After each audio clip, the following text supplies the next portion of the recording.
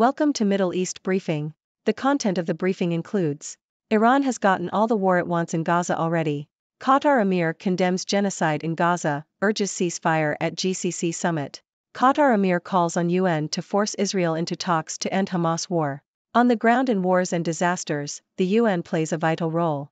Unpack the past, Mandela, the Kafia and South Africa's Palestine embrace. Iran has gotten all the war it wants in Gaza already. Nikkei Asia.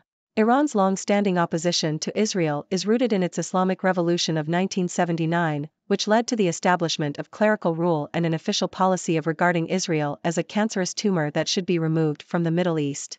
Iran has never recognized Israel's right to exist and has broken off relations with any country that has established diplomatic ties with Israel. Iran also supports armed Palestinian militant groups, including Hamas and Palestinian Islamic Jihad, and has called for the return of all Palestinians who have left lands controlled by Israel since 1948.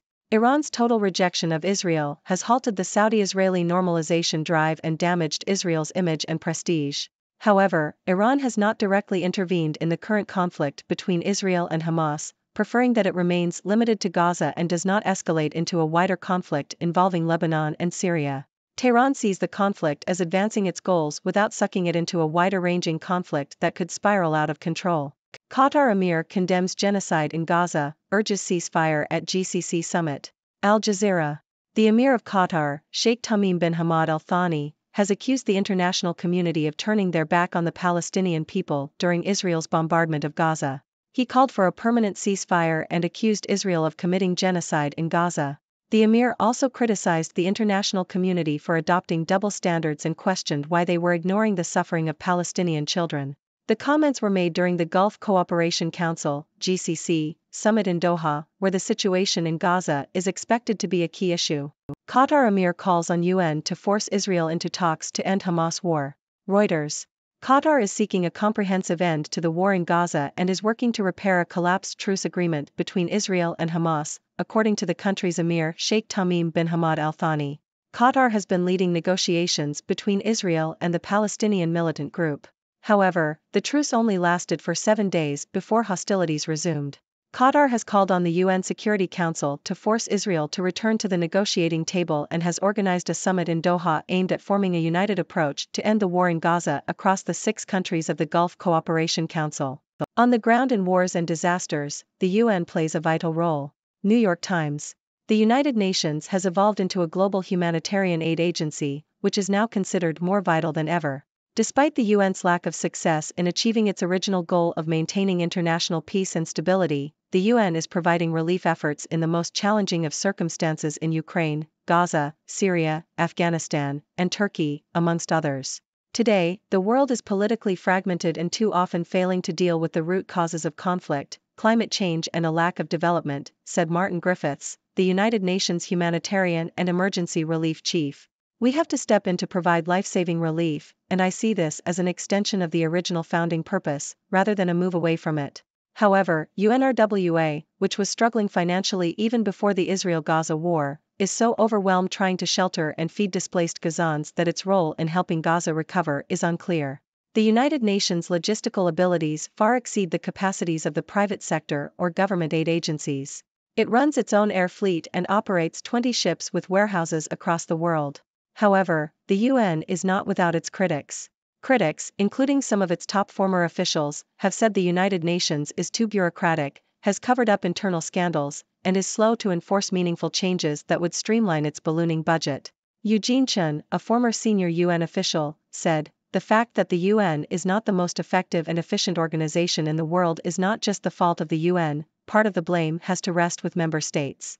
However, supporters of the United Nations often say that if the organization did not exist it would have to be invented, even if it has not been able to stop war.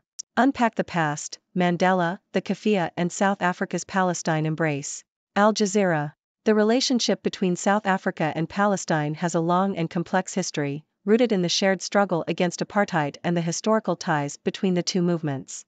Nelson Mandela, the iconic anti-apartheid leader and first democratically elected president of South Africa, had a close affinity with the Palestinian struggle for freedom. Mandela was deliberate in his image and clothing choices, often using symbols such as the keffiyeh to express solidarity with various causes. He wore the Palestinian keffiyeh at a summit in Algiers 3 months after his release from prison, showing his support for the Palestinian people.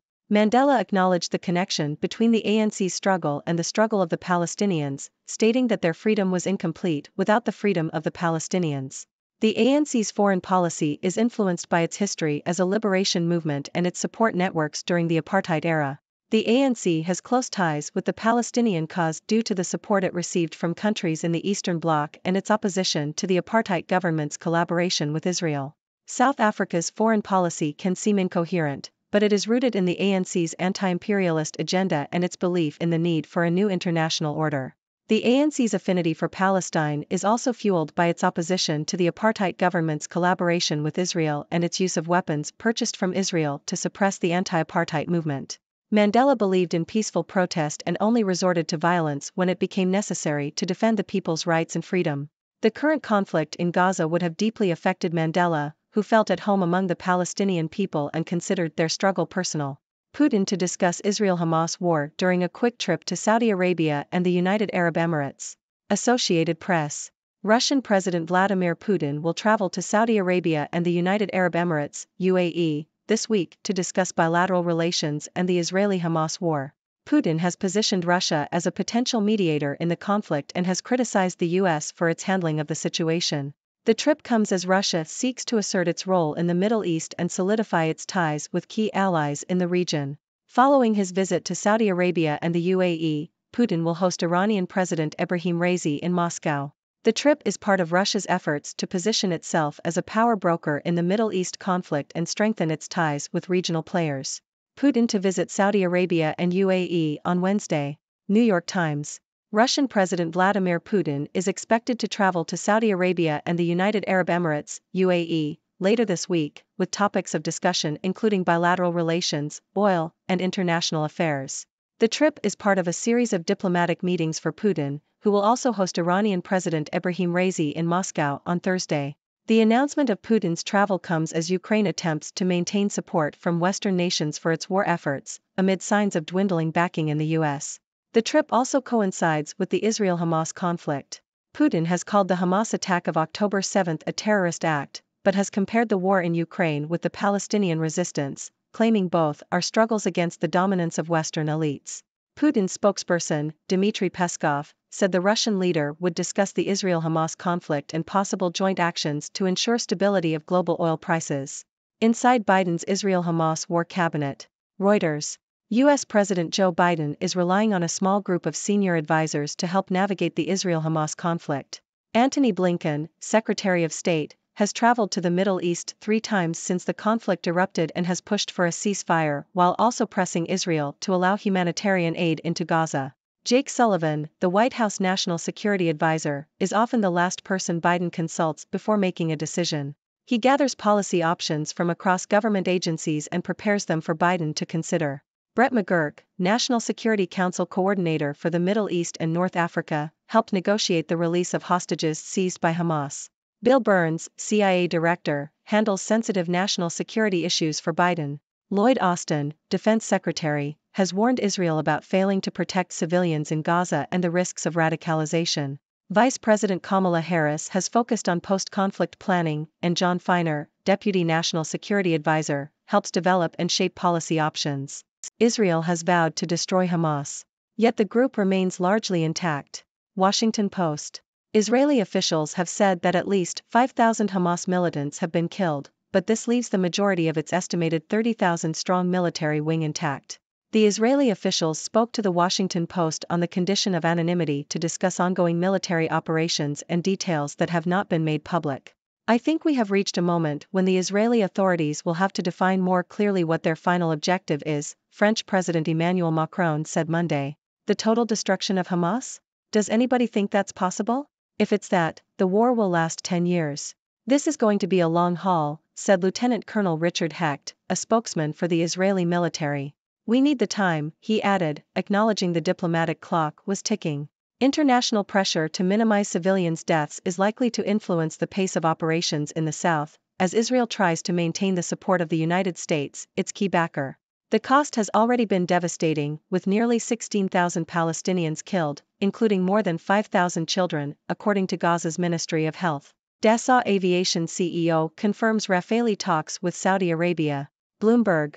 Dassault Aviation has confirmed that it is in negotiations to sell Rafale fighter jets to Saudi Arabia, and it is confident that an order from India for the warplane will come through.